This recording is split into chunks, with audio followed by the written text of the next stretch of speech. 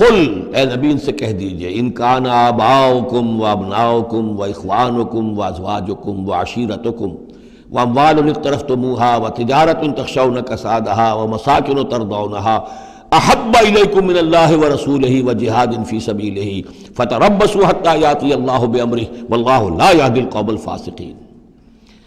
اے نبی ان سے کہہ دیجئے، اگر ہوں تمہیں تمہارے باپ اور تمہارے بیٹے اور تمہارے بھائی اور تمہاری بیویاں یا بیویوں کے لیے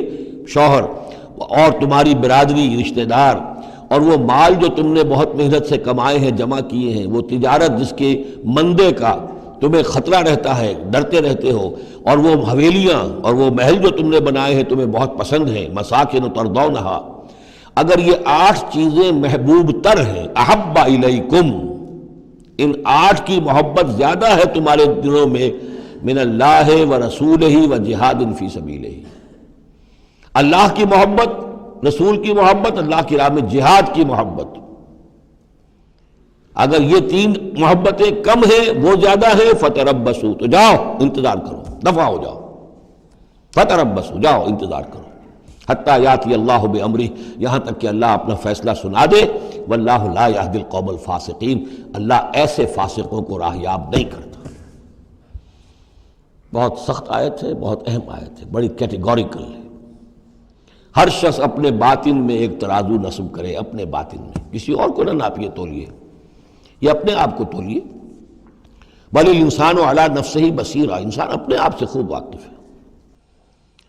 ایک میں ڈالیے پلڑے کے اندر یہ 8 محبتیں، باپوں کی محبت، بیٹوں کی، بھائیوں کی، بیویوں کی، یا شوہروں کی، اسپاؤسز کی، یا اس کے بعد رشتہ داروں کی، اور 3 شکلیں ہیں مال کی، وہ مال جو جمع کیا ہے، اور وہ تجارت جو بڑی محنت سے جمائی ہے، اس کا مندے کا اندیشہ رہتا ہے، اور وہ گھر بنائے ہیں، محل بنائے ہیں، کوٹھیاں بنائی ہیں، ولاز بنائے ہیں، بڑے ان کو سجایا ہے، ڈیکوریٹ کیا ہے۔ اگر ان 8 چیزوں کی محبت تمہارے دل میں زیادہ ہے، اللہ کی محبت، اس کے رسول کی محبت، اللہ کی راہ میں جہاد کی محبت سے، یہاں یہ تیسری چیز ہے کانکریٹ۔ پہلی 2 تو آپ کہہ سکتے ہیں میرے دل میں بڑی محبت ہے، آپ کو کیا پتا، ٹھیک ہے بھائی، ہو سکتا ہے ٹنوں محبت ہو اللہ کی آپ کے دل میں،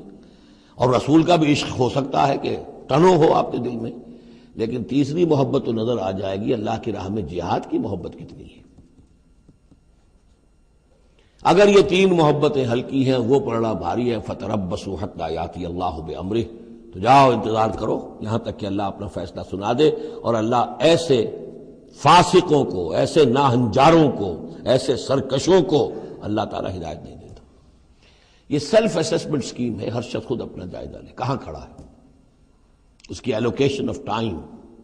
ایلوکیشن آف انرجیز، اپنی صلاحیتیں کہاں لگا رہا ہے، کہاں کھپا رہا ہے، کس کام میں لگا رہا ہے۔ اسی کو پھر علامہ اقبال نے ایک شعر میں جمع کر دیا ہے،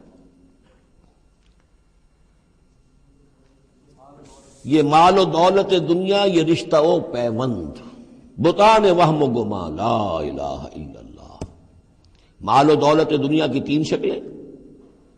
دولت جیسے بھی ہو، ایسٹس ہوں، بینک بیلنس ہو، سٹاکس ہوں، جو بھی ہو، یہ مال و دولت دنیا۔ نمبر 2 جائیداد ہے، نمبر 3 بزنس ہے یا کیریئر ہے، پروفیشن ہے، اور رشتہ و پیوند جو سب سے قریبی ہو سکتے ہیں، باپ، بیٹا، بھائی اور سپاؤس، اور جو بھی اور رشتہ دار ہیں۔ یہ مال و دولت دنیا، یہ رشتہ و پیوند، بتان وہم و گما، یہ صرف بت ہیں، ہمارے اپنے وہم کے، توہم کے، ان کی کوئی حقیقت نہیں ہے۔ بتان وہم و گما، لا الہ الا اللہ۔ اگر لا الہ الا اللہ کی شمشیر سے ان بتوں کو آپ توڑ نہیں دیں گے، اور جب تک ٹھیک ہے حق ہے ان کا، بیوی کا حق ہے، اولاد کا حق ہے، ان لنفسک علیک حقا، لیکن وہ تابع رہے، ان 3 چیزوں کے تابع رہے، تب تک ٹھیک ہے۔ اور اگر ان 3 چیزوں سے وہ اوپر چلا گیا، کوئی بھی ایک بھی، تو بس وہ توحید ختم ہے، اب وہ شرک ہے۔